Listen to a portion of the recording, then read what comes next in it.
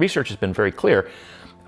We need certain amount of fat in our diet. If you were to eliminate fat from your diet, which is what everyone thought we needed to do for the last several decades, you're left with carbohydrates and protein. Well, carbohydrates are sugars. Virtually every carbohydrate turns into sugar. Body can't burn that much sugar. Blood sugar, normal blood sugar represents about a teaspoonful of blood in your sugar in your entire bloodstream at any point in time. And yet we have this amazing capacity to take those excess sugar calories and convert them into stored energy, which is basically what fat is. Protein, again, it's weird that people give protein even a caloric value, because we're not really supposed to be burning protein. You can ascribe 4 calories per gram to protein, and in any nutrition facts panel, you'll see it right there. But maybe the first 30 or 40 grams of protein a day isn't intended to be burned. It's intended to be used to rebuild, to create new cells, to build muscle, to strengthen bone, to create enzymes, because all enzymes are derived from the amino acids that are in protein. Some fat you're not going to want to burn. You're going to want to incorporate it into the cells. Some protein you're definitely not going to want to burn. You're going to incorporate it into cells, and that leaves carbs, which are just a source of quick energy in the form of glucose that we aren't really that good at burning over the long haul.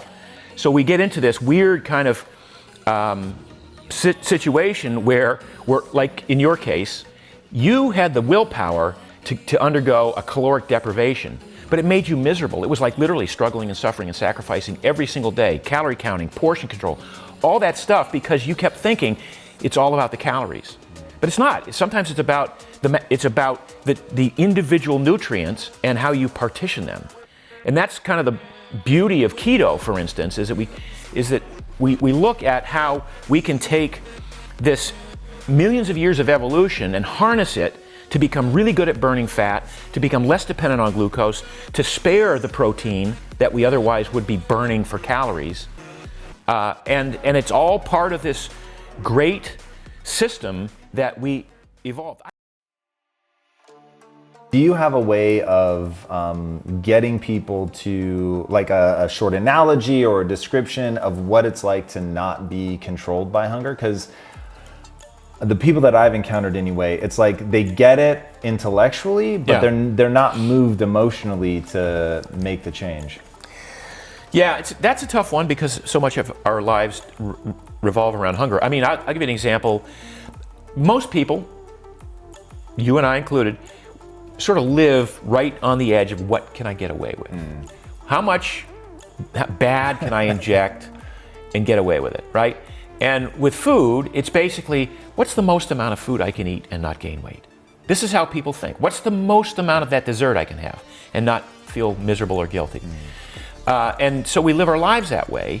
And over time, we find that some of us even develop an exercise habit around that. Like, okay, I go to the gym and I see people on the treadmill all the time. I'm always interested in, like, you're there 5 days a week and you're doing 45 minutes. Why are you doing that? Are you training for a 10K or a marathon? And the answer is typically, no, I like to eat. I'm like, dude, you would rather be miserable for 45 minutes so that you could earn the right to eat something you probably shouldn't be eating in the first place? How ridiculous is that?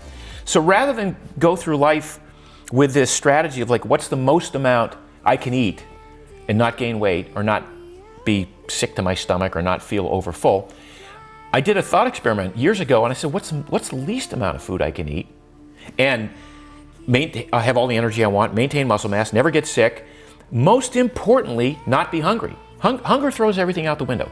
So if you can get to that point, Tim Ferriss would say the minimum effective dose of food, right?